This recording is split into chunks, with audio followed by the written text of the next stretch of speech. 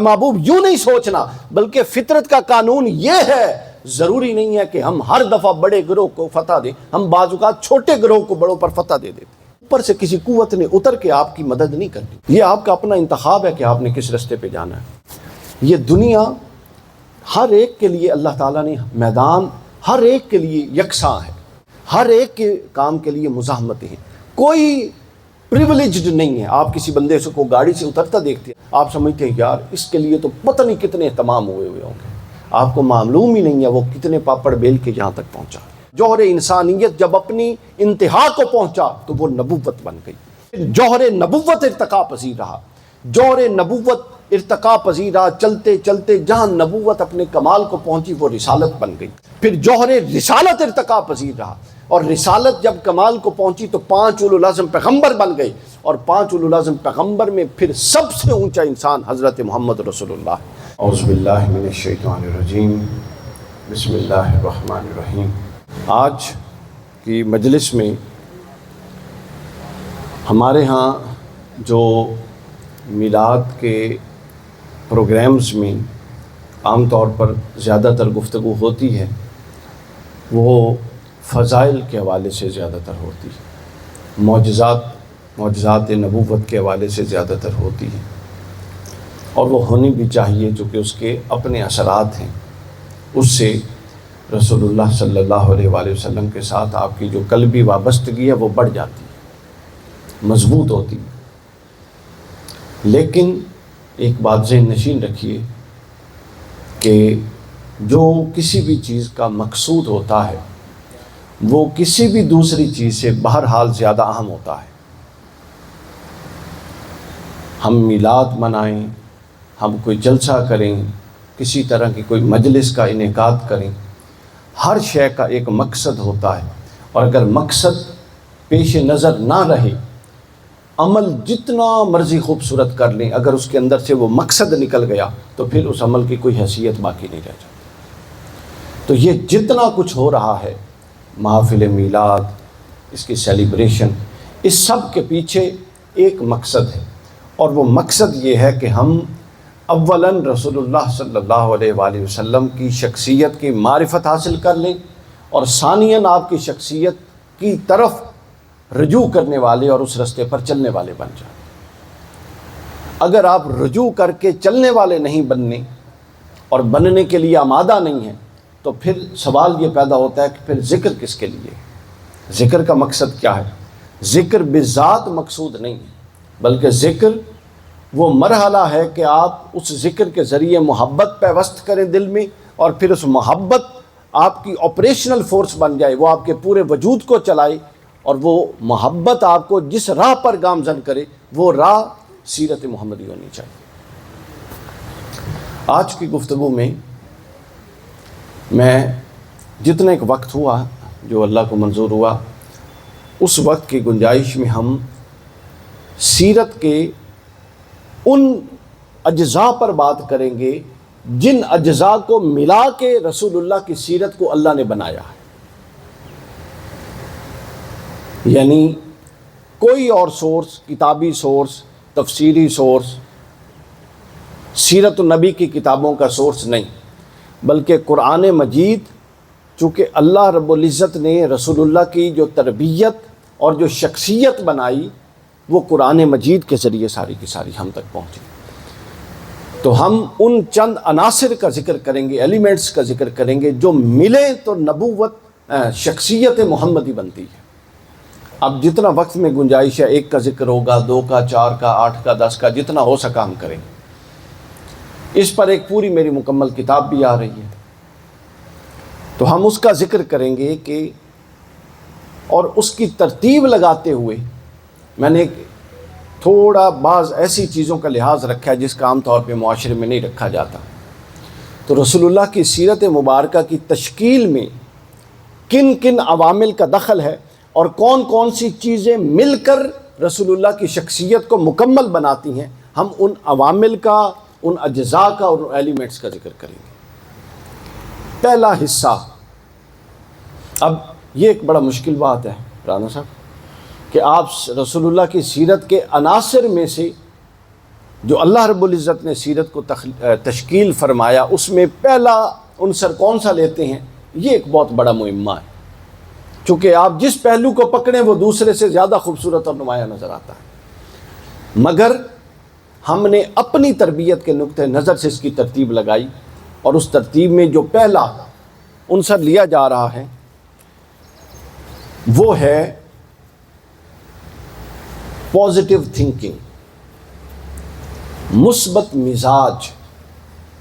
رسول اللہ کی شخصیت کی جو پہلی اینٹ ہے، جہاں سے شخصیت اور سیرت محمدی کھڑی ہوتی ہے، جس طرح یہ بلڈنگ ہے نا، جب افتخار صاحب نے بنوائی تو اس کے نیچے بنیادیں رکھوائیں، اسی طرح شخصیت کی بھی بنیادیں ہوتی ہیں۔ تو سیرت اور شخصیت محمدی کی جو پہلی اینٹ ہے وہ مثبت مزاج اور مثبت سوچ ہے۔ اور مثبت سوچ کب؟ کیا سازگار حالات میں مثبت سوچ؟ کیا جب سب اچھا ہو تب مثبت سوچ؟ نہیں، تب تو ہر کوئی مثبت سوچ کی طرف جاتا ہے۔ یہ ان حالات میں مثبت سوچ کہ جب ماحول سارا کا سارا منفی ہے اور ماحول کے اندر شے ہی کوئی نہیں پائی جاتی، آپ اپنے آپ کو تنگ گلی میں محسوس کرتے ہیں، آپ اپنے آپ کو اندھیرے میں محسوس کرتے ہیں، آپ اپنے آپ کو بے سر و پا محسوس کرتے ہیں۔ اس وقت جب ظاہراً امید کی کرن نہ ہو، اس وقت آپ کی اپروچ ایسی ڈیولپ ہو کہ آپ اندھیرے سے روشنی نکالنے والے بن جائیں، یہ سیرت محمدی کا پہلا عنصر تھا۔ اب آپ کہیں گے کہ یہ کیسے ہے؟ جب یہ آپ پہلا نقطہ سمجھ گئے تو اب میں آپ کو 2-3 مثالیں دیتا ہوں۔ یہ بڑا آسان دلچسپ موضوع ہو جائے گا، بس ابتدائی تھوڑا مقدمہ میں نے سمجھا دیا۔ مکہ کا دور، مشرکین مکہ، کفار مکہ، ان کے مظالم ہم میں سے کوئی ایسا شخص ہے جس سے چھپے ہوئے ہیں یا کوئی نہیں جانتا؟ سب جانتے ہیں۔ جانتے ہیں کہ نہیں جانتے؟ اب آپ دیکھیے کہ مکہ کا ماحول ہے، سخت قسم کی آزمائش ہے۔ جو اسلام قبول کرتا ہے اس کو گرم، ابھی ہم یہ دیکھیں گرمی کا موسم، ابھی بھی فیلنگ کتنی سٹرونگ ہے، نیچے کارپیٹ ہے، اوپر یہ چھت ہے، پنکھے لگے ہوئے ہیں، اس کے باوجود ہمیں پسینہ آ رہا ہے۔ تو جو اسلام قبول کرتا، اس کے ننگے بدن پر اس کو ریت پر، گرم پتھروں پر لٹا دیا جاتا اور اس کے سینے پر بھی پتھر رکھ دیا جاتا۔ رسول اللہ پاس سے گزر جاتے، حضرت عمار بن یاسر کی والدہ اور والد کو جب شہید کیا گیا تو رسول اللہ گزر گئے خاموشی سے۔ اب ان کو ظلم کیوں کیا جا رہا تھا کہ وہ رسول اللہ پر ایمان لے آئے، اور رسول اللہ صرف یہ فرما کے گزر گئے کہ اے آل یاسر صبر کرو، اللہ نے جنت میں تمہارا گھر بنا کے رکھا۔ حضرت بلال کے ساتھ کیا ہوا، باقی سب کے ساتھ کیا ہو رہا تھا، یہ سب واضح ہے نا آپ پہ۔ اب انسان جب سوچتا ہے بطور انسان، وہ کہتا ہے کہ یہ کتنی مشکلات ہیں، کتنی تنگی ہے، مگر اللہ نے اپنے محبوب کی تربیت ایسی کی کہ قرآن کے ذریعے کہ جب انسان بطور انسان یہ سوچے کہ یہ تو بہت تنگی ہے، بہت مشکلات ہیں، بہت مزاحمتیں ہیں، تو اللہ تعالیٰ جب ایسا حالات ایسے آتے آیات نازل کرتا اور ان تنگ حالات میں سے ایک روشنی کی کرن دکھا دیتا۔ سورہ الانشراح میں آیت نازل ہوئی، اللہ رب العزت نے فرمایا ان مع العسر یسرا۔ جب رسول اللہ کا قلب اتھر تھوڑا بطور انسان بوجھ آیا کہ کتنے میرے مومنین اور ایمان لانے والوں کو یہ کتنا ظلم کرتے ہیں اور ابھی کوئی آگے بڑی راہ کھلتی نظر نہیں آ رہی، تو اللہ تعالیٰ نے اس سوچ کی تربیت یہ کہ کیا محبوب اس کو یوں نہیں سوچنا، بلکہ اس کو اس اپروچ کے ساتھ سوچنا ہے، اور اس کو اصول بنا کے قرآن کا حصہ قیامت تک بنا دیا کہ فَإِنَّ مَعَ الْعُسْرِ يُسْرًا، ہر تنگی اپنے ساتھ ایک آسانی لے کر آتی ہے۔ تو آپ نے تنگی کو نہیں دیکھنا، بلکہ اپنے ذہن کو یوں ڈائیورٹ کرنا ہے کہ یہ جو تنگی ہے، اس تنگی سے پیچھے کھڑی آسانی کو دیکھنا۔ اس اپروچ کے ساتھ جب آپ معاشرے میں اترتے ہیں تو پھر آپ کی پرفارمنس مختلف ہوتی ہے۔ اور اگر آپ مسائل کا بیان کرنے والے اور خود مسائل کریٹر ہیں، ہمارے ہاں تو فیملیز میں، گھروں میں، دفاتر، چھوٹا سا مسئلہ ہوتا ہے اور اس کو اتنا الجھا دیتی ہیں۔ پازیٹیو اپروچ تو بڑی دور کی بات ہے، چھوٹی سی بات ہوتی ہے اتنا الجھاؤ اتنی پیچیدہ کر دیتے ہیں اس معاملے۔ یہ بندہ مومن کی اپروچ نہیں ہوتی، وہ پیچیدگیاں نہیں کرتا بلکہ آسانی کرتا ہے اور اپنی اپروچ کو یوں کرتا ہے۔ تو لہٰذا اب یہ جو آیت ہے ان مع العسر یسرا، اس کو میں ایک اور انداز سے بھی بیان کرتا ہوں کہ ہر مشکل اپنے دامن میں ایک اپرچونٹی رکھتی ہے۔ آپ نے اس مشکل کے دامن میں اپرچونٹی کو تلاش کرنا ہے، یوں آپ کے وہ مشکل بھی ایک تجسس کا باعث اور ایک دلچسپی کا باعث بن جائے گی، اور آپ جب اس انداز سے دیکھیں گے تو آپ یقیناً پہنچ جائیں گے، کیونکہ قرآن کا وعدہ حق ہے کہ ہر مشکل کے ساتھ ایک اپرچونٹی اور ایک آسانی موجود ہے۔ اللہ تعالیٰ نے یوں تربیت کی۔ پھر دوسرا نقطہ دیکھیے، مکہ کا دور ہے، رسول اللہ کی تربیت، رسول اللہ صلی اللہ علیہ وسلم دین کی دعوت کے لیے جب حج کے دنوں میں قافلے آتے تھے نا، تو حضور علیہ الصلوۃ والسلام ہر قافلے کے پاس جا کے، ان کے خیموں میں جا کے ہر قبیلے کو اسلام کی دعوت دیتے تھے۔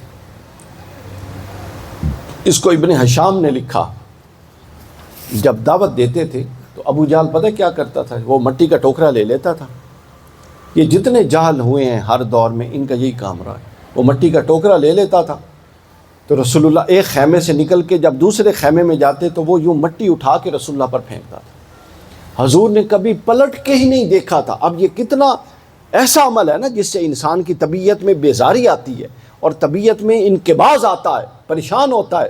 رسول اللہ نے کبھی اس کی طرف پلٹ کے نہیں دیکھا۔ معلوم ہے کیوں؟ چونکہ ہمیں یہ پیغام دے رہے تھے کہ اے میرے بعد میں آنے والے میرے امتیوں اور بچوں، جن کی منزلیں بڑی ہوتی ہیں وہ چھوٹے جھگڑوں میں نہیں الجھتے ہوتے۔ کبھی پلٹ کے ابو جہل کو جواب ہی نہیں دیا، ایک خیمے سے نکلتے اور دوسرے خیمے میں جاتے، اور ابن ہشام نے لکھا ہے کہ مٹی سے آپ کے کپڑے اور آپ کے بال مبارک گرد آلود ہو جاتے، مگر آپ نے کبھی پلٹ کے ہی نہیں دیکھا۔ بچوں، یہ آپ کے لیے میں نے کچھ چیزوں کا خصوصی طور پہ انتخاب کیا ہے جو کہ اسٹوڈنٹس سے ایڈریس ہے۔ کیوں؟ آپ کو رسول اللہ کا ہر عمل ہمارے لیے ایک نصیحت اور سبق ہے۔ تو انہوں نے یہ بتایا کہ اگر وہاں پہ کھڑے ہو کے ابو جہل کے ساتھ جھگڑا شروع کر دیتے تو اگلے خیموں تک دعوت کون پہنچاتا؟ تو آپ جب اپنی منزل، ضروری نہیں کہ آپ کا مقصد دین کا کام ہی ہو، دین کا کام، اپنا کیریئر، اپنا جو بھی آپ کی جس ایبلٹی اور جس چیز پر فوکس کر کے آپ نے اپنی لائف گزارنی ہے، جب آپ اپنے فوکس سے ہٹ کے دائیں بائیں چھوٹی چیزوں میں پھنستے ہیں تو پھر فوکس ہی نہیں رہتا، ختم معاملہ۔ پھر اسی کے ساتھ ایک اور واقعہ سنیے، ایک اور بات سنیے۔ کفار مکہ نے یہ کیا، مشرکین مکہ نے، کہ حج کے دنوں میں یہ جب میں نے خیمے والی بات سنائی تو ان کو پتہ تھا 1 سال 2 سال نبوت کے اعلان کے بعد 13 سال رسول اللہ کا یہ معمول رہا کہ جب خیمے لگتے آپ تشریف لے آتے اور ان کو دعوت دیتے۔ ان کو علم ہو گیا تھا کہ یہ ہر دفعہ جاتے ہیں، اب ڈر تھا کہ کہیں ان کی تائید میں لوگ کھڑے نہ ہو جائیں۔ انہوں نے کیا کیا؟ انہوں نے مکہ کے پورے اطراف میں، جو لوگ عمرے کے لیے گئے ہیں نا تو وہ دیکھ لیتے ہیں، اس وقت جو مسجد حرام ہے وہ تقریباً پورا مکہ تھا، اس کے اطراف میں افتخار بھائی ہر وہ جگہ جہاں سے مکہ کی انٹری تھی 2 بندے بٹھا دیتے تھے، اور ہر طرف سے آنے والے شخص کو وہ آنے بعد میں دیتے، پہلے روکتے، اس کی خاطر تواضع کرتے، اس کو کچھ کھلاتے، اور پھر ان کو کہتے کہ مکہ میں ایک شخص ہے جس کا نام محمد ہے صلی اللہ علیہ وسلم، وہ معاذ اللہ جادوگر ہے، وہ یہ ہے، وہ یہ ہے، خبردار اس کے پاس مت جانا، وہ بیٹوں کو باپ سے جدا کر دیتا ہے، بھائی کو بھائی سے جدا کر دیتا ہے۔ یہ انتظام انہوں نے پوری پلاننگ کے ساتھ کر لیا۔ 1 سال ہوا، دوسرے سال ہوا، لوگوں نے بات سننی کم کر دی، تو رسول اللہ صلی اللہ علیہ وآلہ وسلم کی طبیعت، چونکہ آپ انسان بھی تھے نا، اور جو انسان کے بشری لوازمات ہیں وہ سب آپ میں موجود تھے، تو بطور انسان آپ کی طبیعت پر یہ بات ناگوار تو گزرتی ہے نا کہ کوئی شخص اس حد تک سازش میں چلا جائے، جب وہ پیغام کی حقانیت میں آپ سے مقابلہ نہیں کر سکا تو اب وہ سازش میں اس حد تک چلا گیا۔ تو اب جب رسول اللہ کی طبیعت مبارکہ پر یہ انقباض آیا کہ یہ کس حد تک سازشوں میں چلے گئے، تو اللہ تعالیٰ نے آیت نازل کر دی کہ اے محبوب آپ یہ سوچ رہے ہیں کہ یہ آپ کے رستے بند کر رہے ہیں، اے محبوب اس کو یوں سوچئے کہ ہم آپ کے دشمنوں کے ذریعے آپ کے ذکر کو بلند کروا رہے ہیں۔ جس نے آ کے آپ کی بات نہیں بھی سننی، یہ داخل ہونے سے پہلے اس کو آپ کا تعارف کروا رہے ہیں۔ وَرَفَعْنَا لَكَ ذِکْرَ، ہم نے آپ کے لیے آپ کا ذکر بلند کر دیا۔ اس کو بند کر دیں، کچھ آ رہے ہیں۔ ہم نے آپ کے لیے آپ کا ذکر بلند کر دیا۔ کال تو نہیں آ رہی، اس پہ کاٹ دیں کال کو۔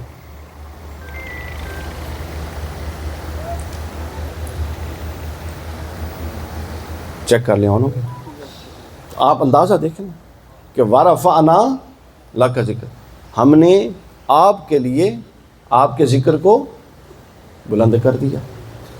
یعنی یہ نہیں سوچنا کہ کوئی ہمارے رستوں کو بند کر رہا ہے، بلکہ یوں سوچنا ہے کہ اللہ نے یہ اہتمام کیا ہے کہ میرے ہر دشمن کو مکہ میں آنے سے پہلے میرا تعارف کروایا جا رہا۔ اب ہوتا کیا تھا، پریکٹیکلی ہوتا سر یہ تھا کہ اب دیکھیں نا، یہاں اب یہ 250-300 بچیاں بیٹھی ہیں، 200-250 بچے بیٹھے ہوئے ہیں، کسی ایک کے بارے میں اگر کوئی اسپیسیفکلی پوائنٹ آؤٹ کرے تو انسان ہے نا، اس کے ذہن میں ویسے ہی تجسس آ جاتا ہے کہ یار اس بندے میں ایسی کیا بات ہے، دیکھا تو جائے۔ تو اس مخالفانہ پروپوگنڈے کا نتیجہ یہ ہوا کہ جس نے آپ کے پاس نہیں آنا تھا وہ بھی رسول اللہ کے پاس ایک دفعہ آتا تھا، اور پھر جو ایک دفعہ آتا تھا ظاہر ہے وہ واپس نہیں جاتا تھا۔ تو آپ دیکھیے کہ ایک ہی منفی چیز سے آپ مثبت چیز کیسے نکالتے ہیں۔ پھر اس کے بعد 20 سال عرب میں رسول اللہ اور آپ کا لشکر اقلیت میں رہا اور مشرکین اکثریت میں رہے۔ یہ ایک ایسا پہلو ہے، 20 سال بہت بڑی جدوجہد، 23 سال کی نبوی زندگی میں 20 سال مسلمان اقلیت میں رہے۔ کیا طبیعت پر بوجھ آتا ہے کہ نہیں آتا؟ انسان سوچتا ہے کہ نہیں کہ اتنا عرصہ گزر گیا، اتنی مشکلات برداشت کی، اتنی جنگیں کی، ابھی تک ہم اقلیت میں ہیں، اکثریت میں نہیں آ سکے۔ اللہ رب العزت نے جب اس طرف توجہ پہنچی تو قرآن مجید کی آیت نازل کر دی، کم من فئۃ قلیلۃ غالبت فئۃ کثیرۃ باذن اللہ۔ اے محبوب یوں نہیں سوچنا، بلکہ فطرت کا قانون یہ ہے، ضروری نہیں ہے کہ ہم ہر دفعہ بڑے گروہ کو فتح دیں، ہم بعض اوقات چھوٹے گروہ کو بڑوں پر فتح دے دیتے۔ تو آپ نے دیکھا سوچنے کا انداز اللہ رب العزت نے اپنے محبوب کی کیسے تربیت کی کہ سوچنا کیسے ہے چیزوں کو، دیکھنا کیسے ہے چیزوں کو۔ یہ وہ بنیاد ہے دین کی، یہ وہ بنیاد ہے شخصیت کی۔ اگر ہم اپنی شخصیات کو یوں مثبت اور پازیٹیوزم کی طرف لے کر جائیں اور ہر معاملے میں آخری حد تک پازیٹیو ہو جائیں، جب تک کہ کوئی گمان ہی نہ رہے نیگیٹو ہونے کا، اس وقت تک نیگیٹو نہ سوچیں بلکہ پازیٹیو ہی رہیں، تو آپ بتائیے ہمارے مسائل کہاں سے کہاں پہنچ جائیں، ہماری زندگیوں میں مقصدیت کتنی زیادہ شامل ہو جائے۔ پھر اس کے بعد اگلا سنیے احد۔ اب میں کچھ مثالیں دے رہا ہوں نا آپ کو یہ نقطہ اسٹیبلش کرنے کے لیے۔ یہ پہلا پوائنٹ ہے تشکیل سیرت نبوی کا۔ جتنا وقت ہوا میں نے کہا ہم اتنے پوائنٹ بیان کرتے جائیں گے۔ احد ہوا، احد میں کیا ہوا؟ بدر میں مسلمان فتح یاب ہوئے، 70 کفار مارے گئے، اسلام بطور قوت تسلیم کر لیا گیا۔ احد میں معاملہ الٹ ہو گیا سارا کا سارا۔ احد میں کیا ہوا؟ الٹ ہو گیا۔ ادھر 70 کفار مارے گئے تھے، ادھر 70 مسلمان شہید ہو گئے، بالکل معاملہ برابر ہو گیا۔ عرب جو بیٹھ رہے تھے اسلام کی قوت کے سامنے، انہوں نے پھر سر اٹھایا۔ اب یہ بات اضطراب کا باعث تو ہے، نیچرل بات۔ اللہ تعالیٰ نے اس کو قرآن میں کیسے ایڈریس کیا وہ سنیے۔ اللہ تعالیٰ نے اس کا بالکل نقطۂ نظر ہی بدل دیا۔ آیت سورہ آل عمران کی آیت نمبر 140 میں فرمایا تلک الایام نداولھا بین الناس۔ اے محبوب اس سے پریشان نہیں ہونا، یہ ایام دن ہم لوگوں میں بدلتے رہتے ہیں، کل آپ کا تھا اور آج ان کا ہے، کل پھر آپ کا ہوگا۔ یہ نہیں سوچنا کہ کوئی ناکامی آ رہی۔ تلک الایام نداولھا بین الناس، اللہ یہ دن لوگوں میں بدلتا رہتا ہے۔ کیوں بدلتا ہے؟ لوگوں کی تربیت کے لیے، تاکہ وہ اپنی اسٹریٹجی پر غور کریں، اپنی پلاننگ پر غور کریں، اپنے نقائص پر غور کریں۔ اور پھر اسلام اور سیرت نبوی کی پریکٹیکلٹی دیکھیے، پریکٹیکل اپروچ دیکھیے۔ یہ جب سے ماورائی اسلام مولویوں نے بنا دیا، جو ہواؤں میں پھرتا ہے اور ہواؤں میں اڑاتا ہے، اس نے تباہی کر کے رکھ دی۔ بدر میں، احد میں مسلمانوں سے چھوٹی سی غلطی ہوئی نا غلطی، رسول اللہ کے حکم کو انہوں نے پس پش ڈالا اور وہ اس پہاڑی درے سے نیچے اترا۔ آپ بتائیے کیا یہ کسی بدنیتی کی بنیاد پر تھی؟ معاذ اللہ نہیں، سوال ہی نہیں پیدا ہوتا۔ صحابہ اکرام تھی، جان ہتھیلی پر رکھ کے میدان میں اترے ہوئے تھے لڑنے کے لیے، وہاں تو اخلاص کی کمی کا تصور بھی نہیں ہے، لیکن مسٹیک کی۔ اللہ رب العزت یہ بھی تو جانتا تھا کہ یہ میرے لیے لڑ رہے ہیں اور وہ میرے دشمن ہیں، تو ان کی اس غلطی پر پردہ ڈال دیتا، اور خالد بن ولید نے جو پلٹ کے حملہ کیا تھا وہ خالد کے ذہن سے محو کر دیتا، لیکن ایسا نہیں ہوا۔ تو اس سیرت کے پیغام نے، اس عمل نے ہمیں یہ پیغام دیا کہ یہ دنیا بقدر جد و جہد ہے۔ آپ مسلمان ہیں، آپ اللہ کے بندے ہیں، آپ اللہ کے لیے نکلے ہوئے ہیں، اس کے باوجود اگر آپ غلطی کریں گے you have to bear it۔ بس مسلمانوں نے وہ غلطی کی، اللہ نے اس غلطی پر وہ اپنی قدرت سے مداخلت سے روک سکتا تھا، نقصان نہیں روکا، 70 بدلے میں مروا دیے۔ یہ دنیا بقدر جد و جہد ہے، لیس للانسان الا ما سعی۔ یہ آپ بچوں بچیوں کے لیے بہت ضروری ہے۔ اگر آپ لوگ اپنے فیوچر کے لیے کمیٹڈ نہیں ہیں، اوپر سے کسی قوت نے اتر کے آپ کی مدد نہیں کرنی۔ اگر آپ یہ والا جو 10 سال ہیں پیریڈ، یہ 10 سال آپ لوگ ضائع کر دیتے ہیں، انجوائے کرتے ہیں، کالج لائف انجوائے کرتے ہیں، گپ شپ لگاتے ہیں اور اس کو انٹرٹینمنٹ کے طور پہ گزار دیتے ہیں، تو سمجھ لیجئے کہ یہ وہ 10 سال ہیں جنہوں نے اگلی جتنی بھی آپ کی زندگی ہے ان 10 سالوں پر کھڑی ہونی ہے۔ اگر آپ ان 10 سالوں میں سنجیدہ نہیں ہیں تو آپ اس کا خمیازہ ساری عمر بھگتیں گے، ساری عمر بھگتیں گے۔ ذہن میں رکھ لیجئے کہ جو قابلیت ہے وہ 10 راتیں یا 15 راتیں جاگنے سے نہیں آتی، 15-10 راتیں جاگنے سے نمبر آ جاتے ہیں اچھے امتحان سے پہلے، مگر قابلیت 15 سال راتوں کو جاگنے کے بعد آتی ہے۔ یہ آپ کا اپنا انتخاب ہے کہ آپ نے کس رستے پہ جانا ہے۔ یہ دنیا ہر ایک کے لیے اللہ تعالیٰ نے میدان ہر ایک کے لیے یکساں ہے، ہر ایک کے کام کے لیے مزاحمتیں ہیں، کوئی پریولیجڈ نہیں ہے۔ آپ کسی بندے سے کو گاڑی سے اترتا دیکھتے ہیں نا، آپ سمجھتے ہیں یار اس کے لیے تو پتہ نہیں کتنے اہتمام ہوئے ہوں گے، آپ کو معلوم ہی نہیں ہے وہ کتنے پاپڑ بیل کے یہاں تک پہنچا۔ یہ دنیا کا ماحول ہی ایسا ہے کہ ہر جگہ ہر بندے کے لیے مختلف نوعیت کی مزاحمتیں ہیں۔ وہ دین کا کام ہو، اللہ کا محبوب سرور انبیاء، اب رسول اللہ کا منصب آپ کو معلوم ہے، اللہ نے سب سے پہلے عالم جمادات کو خلق کیا، اس کا سینہ پھاڑا پہاڑوں کا، تو وہاں سے عالم نباتات نکلا، پھر نباتات کو کھا کر اللہ نے حیوانات بنایا، پھر حیوانات کو کھپا کر اللہ نے انسان بنایا، پھر انواع میں انسان سے اوپر اللہ تعالیٰ نے کوئی مخلوق نہیں بنایا، پھر انسان کا جوہر انسانیت ارتقا پذیر رہا، کوئی کافر، کوئی مومن، کوئی فاسق، کوئی فاجر، تو جوہر انسانیت ارتقا پذیر رہا، اور جوہر انسانیت جب اپنی انتہا کو پہنچا تو وہ نبوت بن گئی، پھر جوہر نبوت ارتقا پذیر رہا، جوہر نبوت ارتقا پذیر رہا، چلتے چلتے جہاں نبوت اپنے کمال کو پہنچی وہ رسالت بن گئی، پھر جوہر رسالت ارتقا پذیر رہا، اور رسالت جب کمال کو پہنچی تو 5 اولو العزم پیغمبر بن گئے، اور 5 اولو العزم پیغمبر میں پھر سب سے اونچا انسان حضرت محمد رسول اللہ، یعنی اللہ کی مخلوقات میں رسول اللہ سے اوپر کوئی شے ہے ہی نہیں۔ اگر رسول اللہ کے لیے اللہ نے یہ مزاحمتیں ختم کر کے میدان ہموار نہیں کیا، انہوں نے کہا مزاحمتوں میں کیا، تو آپ نے بھی مزاحمتوں میں کرنا ہے، یہ بات ذہن میں رکھ لیں، یہ اصول ہے، یہی کرنے کا کام ہے اس دنیا میں۔ تو میں بتا رہا تھا احد کے دن غلطی ہوئی تو حضور نے اللہ تعالیٰ نے فرمایا محبوب کوئی بات نہیں، ہم دنوں کو لوگوں میں بدلتے رہتے ہیں۔ پھر اس کے بعد آپ دیکھیے میدان کربلا کیا تھا، لگتا تھا کہ سب کچھ ختم ہو گیا، ایک دفعہ ایسے لگتا تھا نا کہ سب کچھ ختم ہو گیا، اہل بیت نبوت کا یزید نے، اس بدبخت نے خاتمہ کر دیا، مگر تاریخ نے اور یہ زمانوں نے ہمیں بتایا کہ جو حق پر ہوتے ہیں وہ ظاہراً یہ نہیں دیکھا جاتا کہ وہ لو جی یہ تو حق ختم ہو گیا، نہیں، بلکہ اللہ کا امر اور فطرت حق کو زندہ رکھتی ہے، اور وہ دیکھیے ظاہراً لگ رہا تھا کہ ہر شے ختم ہو گئی، آج ہر گھر کیا ہر دل کے اندر اور ہر دل اور ہر دھڑکن کے اندر اہل بیت اطہار کا تذکر ہے، اور یزید کا نام کوئی لیتا ہے تو لعنت کے ساتھ لیتا ہے۔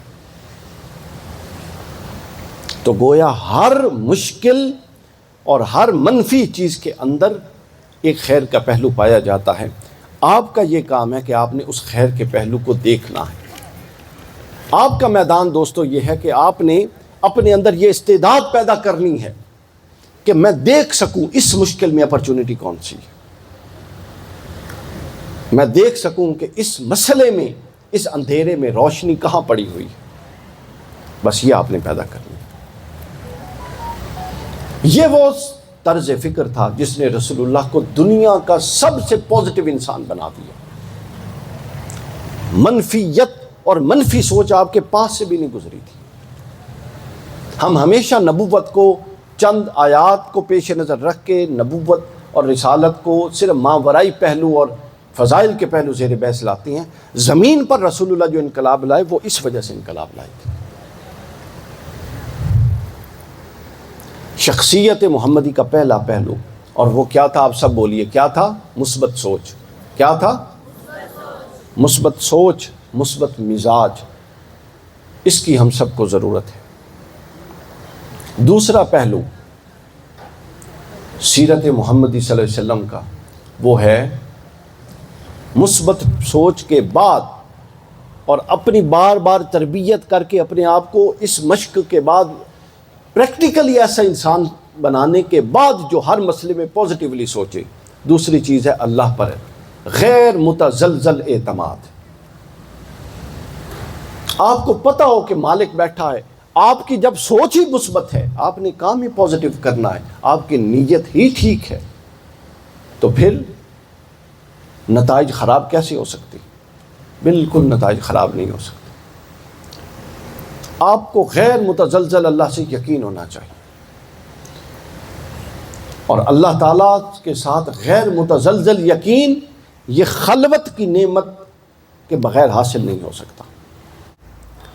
پھر سامعین کرام، تیسرا پہلو جو ہے وہ یہ ہے کہ حضور علیہ الصلوۃ والسلام کی شخصیت کا ایک اور جو بہت اہم پہلو تھا وہ یہ تھا کہ دوسروں کی ہدایت اور دوسروں کی خیر خواہی کے لیے مضطرب رہنا۔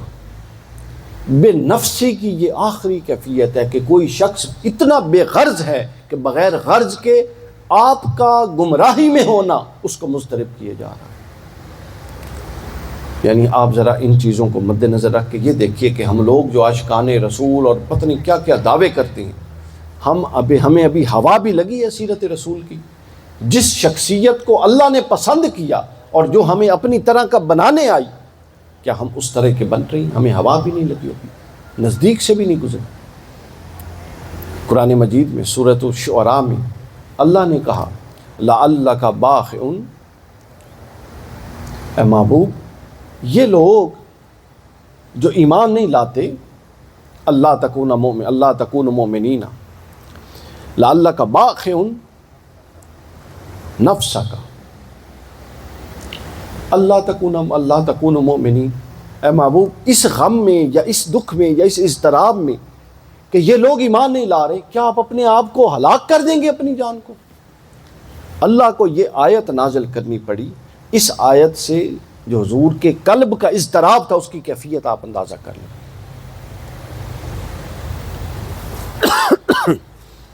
2 سے 3 جگہوں پر یہ ہے قرآن مجید میں، اے محبوب کیا اپنی جان کو آپ یوں ہی گھلا دیں گے، گھول دیں گے جس طرح کوئی شب پانی میں گھلتی ہے، اس دکھ میں کہ یہ لوگ ایمان نہیں لا رہے، اس پریشانی میں کہ یہ لوگ جہنم میں جائیں گے، اس وجہ سے کہ یہ لوگ گمراہ ہو رہے ہیں اور گمراہی کو اپنائے ہوئے ہیں۔ یہ داعیہ دوسرے شخص کا، وہ آپ کا رشتہ دار ہے، بھائی ہے، جاننے والا ہے، نہیں ہے، اور جس کے بارے میں آپ کو علم ہے کہ وہ فلاں خرابی میں مبتلا ہے، اس کی اصلاح کے لیے اس حد تک آپ کی طبیعت میں اگر یہ والا پہلو آ جائے کہ ہم نے اس طرح سے یہ شخص کوئی لمحہ نہ گزرے اور میں اس کی اصلاح کر دوں، کوئی لمحہ نہ گزرے اور اس کا نقصان نہ ہو، کسی کا نقصان ہو رہا ہو اور آپ اتنے ایکٹیو ہو جائیں کہ اپنی پوری کوششیں بروئے کار لائیں تاکہ اس کا نقصان نہ ہو۔ یہ ہے مومنانہ سیرت۔ جبکہ ہم وہ لوگ ہیں جو سجدوں میں لوگوں کا برا مانگتے ہیں۔ ہم خوش ہوتے ہیں اگر ہمارے ساتھ کسی کا پھڈا ہے اور مخالفت ہے، اور جب وہ پھنستا ہے تو ہم اس کیفیت کو انجوائے کرتے ہیں اور ہم کہتے ہیں ہونا آیا نا مزہ۔ یہ تو کافرانہ نفسیات ہے، یہ مومنانہ نفسیات نہیں ہے۔ اب آپ دیکھیں کہ آپ نے اس ایمان کو زبان تک رکھنا ہے اور عبادت کے چند رسوم، نماز روزہ تک رکھنا ہے، یا اس کو زبان کے اندر اتار کے اپنے باطن میں لے کر جانا ہے، اب یہ آپ نے خود فیصلہ کرنا ہے۔ یہ ایمان بالکل معتبر نہیں ہے کہ آپ کی پوری شخصیت کافرانہ ہو اور آپ کا قول مومنانہ ہو اور آپ کی چند رسوم مومنانہ ہو۔ وہ جو ہم صحابہ کرام اور اہل بیت کے واقعات پڑھتے ہیں وہ یہ کیوں کر دیتے تھے، اس کی وجہ یہ تھی وہ کہتے کم تھے اور کرتے زیادہ تھے، اور ہم کرتے بہت کم ہیں نہ ہونے کے برابر، لیکن سارا کچھ کہنے پر زور ہے، سارا کچھ کہنے پر۔ تو لہٰذا اسلام ورب ہے، ناؤن نہیں ہے۔ سمجھتے ہیں نا؟ کس کس کو انگلش تو ساری پڑھے ہوئے ہیں، میرے جیسا نالائق کوئی ایک آدھی ہوگا شاید۔ ورب کرنے کا ہوتا ہے، سمجھ آئیے؟ تو اگر آپ کرنے کو ہی تیار نہیں ہیں، کرنے کو ہی ایگری نہیں ہیں، آپ میں سے یعنی آپ تو یوں سمجھتے ہیں خدا نخواستہ یہ کوئی آگ کا حالہ ہے کہ اپنے آپ کو ہر شے ترک کرنی پڑے گی، ہر شے ترک کرنی پڑے گی۔ اپنے آپ کو دھوکے میں مت رکھیے، یہ نوجوانی کی عمر ہے، یہ بالکل دھوکہ ہے کہ آپ سمجھیں گے کہ آپ اپنے تمام تر اعمال بد، اعمال خبیثہ، تمام تر بدکاریاں، تمام تک نظر کی بے حیائیاں، تمام تر وہ غیر شرعی تعلقات، تمام تر غیر شرعی جذبات، تمام تر حرام اپنے دل اور دماغ میں پالیں گے اور مجلس سیرت نبی میں بیٹھ کے نکلیں گے تو آپ مطہر ہو جائیں گے۔ آپ سے بڑا بے وقوف ہی کوئی نہیں، یہ آپ خود بھی بے وقوف ہے اور آپ نے دوسروں کو بھی بے وقوف سمجھا ہوا ہے، یہ ہو ہی نہیں سکتا۔ اللہ بڑا باغیرت ہے، وہ اپنے انوار و تجلیات کا دروازہ کسی ایسے پر نہیں کھولتا جس کا دل غیر کے لیے کھلا ہوا ہوتا ہے، سوال ہی نہیں پیدا ہوتا۔ اگر اللہ سے تعلق چاہیے تو پھر غیر سے دل بند کرنا ہوگا۔ پھر وہ جب حضرت بایزید فرماتے ہیں اللہ 170 دفعہ دن میں بندہ مومن کی طرف پلٹ کے دیکھتا ہے، اور جب وہ دیکھتا ہے کہ یہاں میرا غیر موجود ہے، میرے لیے تو جگہ نہیں ہے، اللہ تو شرک گوارا ہی نہیں ہے، تو وہ شرک ہو جائے گا کہ جہاں کوئی اور بھی بیٹھا ہے وہاں اللہ بھی آ جائے، تو وہ اس سے پاک ہے۔ شرک نہ وہ عقیدے میں برداشت کرتا ہے نہ وہ عمل میں برداشت کرتا ہے۔ ہاں، اور جب وہ پلٹ کے دیکھتا ہے کہ اس بندے نے اپنے دل کو خالی رکھا ہوا ہے صرف میرے لیے، پھر وہ ایک موقع تک آزماتا ہے کہ یہ کتنی دیر دل کو خالی رکھتا ہے، اور پھر جب اس کو یقین ہو جاتا ہے کہ اس کا دل تو ہمیشہ سے میرے ہی لیے خالی ہے، پھر وہ اس بندے کے دل کو اپنا مسکن بنا لیتا ہے۔ اور ایسا بندہ، پھر صحیح بخاری، ایسا بندہ جب چلتا ہے تو اللہ فرماتا ہے قدم اس کے ہوتے ہیں چل میں رہا ہوتا۔ پھر ایسا بندہ جب پکڑتا ہے تو اللہ فرماتا ہے ہاتھ اس کا ہوتا ہے، گرفت میری ہو رہی ہوتی ہے۔ اور ایسا بندہ جب بولتا ہے اللہ کہتا ہے کہ زبان اس کی ہے مگر کلام میں کر رہا ہوتا ہوں۔ صحیح بخاری کی حدیث ہے صحیح، اور صحیح مسلم کی حدیث ہے صحیح۔ اور اللہ فرماتا ہے ایسا بندہ جب مجھ سے کچھ مانگتا ہے تو میں اسے عطا کرتا ہوں، حتیٰ کہ وہ جو مانگے قسم اٹھا دے پھر میں اس کی قسم کو پوری کرتا ہوں۔ تو عزیزان گرامی قدر، یہ ایک پورا لائے عمل تھا۔ میں نے کوشش کی کہ آپ کو چند مسالے دار واقعات کی بجائے آپ کے سامنے کچھ کرنے کا کام رکھا جائے، تاکہ اگر آپ کرنے پر آمادہ ہیں تو آپ کو سمجھ آ جائے کہ کیا کرنا ہے، اور اگر آپ کرنے پر آمادہ نہیں ہیں تو ہم آپ کے اساتذہ یہ تو کوشش ہی کر سکتے ہیں، عمل ہر شخص نے خود کرنا ہے، اس میں کوئی جبر والی بات نہیں، راہ آپ پر واضح ہے۔ لا اکراہ فی الدین قد تبین الرشد من الغی، واضح ہے دین، کوئی جبرن نہیں، حتیٰ کہ جبرن کسی سے نیکی کا کام بھی نہیں کروایا جا، اور کوئی کروائے تو اس کا کوئی اجر نہیں۔ یہ تو جانوروں کے لیے ہے کہ یہاں سے پکڑ کے گردن سے ان سے جبرن آپ ان کو سدھارے۔ انسان تو باشعور ہستی ہے، جس کو عقل دے دیا، شعور دے دیا، اس کے بعد ہدایت دے دی، اور کیا رہ گیا؟ اب تو اس نے اپنے اختیار اور نتیجہ بتا دیا دونوں راہوں کا، اب اس نے اپنے اختیار سے اپنانا ہے، جس راہ پر چلے گا وہ نتیجہ حاضر ہے۔ تو اپنے آپ کو غلط فہمیوں سے نکالیے، اپنی اپروچ کو پریکٹیکل کیجیے، اپنی زندگیوں میں سنجیدگی لائیے، اپنی زندگیوں کے مقاصد کا تعین کیجیے۔ عمریں گزر جاتی ہیں ہمارے یہاں پاکستان میں، نظام ہی کوئی نہیں، ابھی تک بچوں کو یہ نہیں سمجھ آتی کہ انہوں نے زندگی میں کرنا کیا ہے۔ آپ میں سے ہر بندہ کچھ خاص کرنے کے لیے بنا ہے، صرف آپ کا اصل پہلی سٹیج یہ ہے کہ آپ نے یہ پہچان کرنی ہے کہ مجھ سے اللہ کیا کام لینا چاہتا ہے، میں کون سا کام دی بیسٹ کر سکتا ہوں۔ پھر اس اہلیت پر انویسٹ کرنا ہے، محنت کرنی ہے۔ یہ ایک آرڈینری قسم کے کام کا دور نہیں ہے کہ آپ نے بس 4 MA 6 MA کر لیں اور یہ بھی کر لیں اور وہ بھی کر لیں، سارا کچھ کرتے جائیں اور آتا ککھ بھی نہ ہو، ایسا نہیں۔ ایک کام کریں اور وہ ایسا کریں کہ ویسا کوئی نہ کرے۔ میں گورے کی کتاب پڑھ رہا تھا، بس آخری بات، اس کا بھی یہی حال تھا۔ اس کو کسی استاد نے کہا کہ تم کیا کر سکتے ہو؟ وہ جس کمرے میں بیٹھے رانا صاحب بات کر رہے تھے، اس کمرے میں 2 چوہے گزرے، ان کے سامنے سے چوہے، گندا سا کمرہ تھا۔ تو اس کے استاد نے اسے کہا کہ جس ملک میں تم رہتے ہو وہاں پر یہ چوہے بہت ہوتے ہیں اور لوگوں کو تنگ کرتے ہیں، تو تمہیں چاند پر جانے کی پلاننگ کرنے کی ضرورت نہیں ہے۔ اگر تم ان چوہوں کو پکڑنے والا، وہ لوکل زبان میں عجیب عجیب لفظ ہیں، وہ جو چوہوں کو پکڑنے والا نہیں ہوتا، کیا کہتے ہیں یہاں؟ ہاں، وہ کہتے ہیں کہ آپ وہ ایسا بناؤ کہ جو ساری ضرورتوں کو پوری کرے،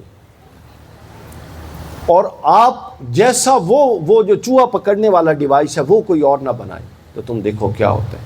اور یہ مذاق کی بات نہیں ہے، لٹرلی اس نے اس پر 6 مہینے ریسرچ کی کہ کیسے اس کو پکڑا جا سکتا ہے، اور اس پر وہ بنایا، اور پھر یورپ میں 80s کی رو میں، یورپ میں وہ دنیا کا سب سے بڑا بزنس مین تھا، اور وہ بناتا کیا تھا؟ چوہوں کو پکڑنے والا وہ کھڑکی۔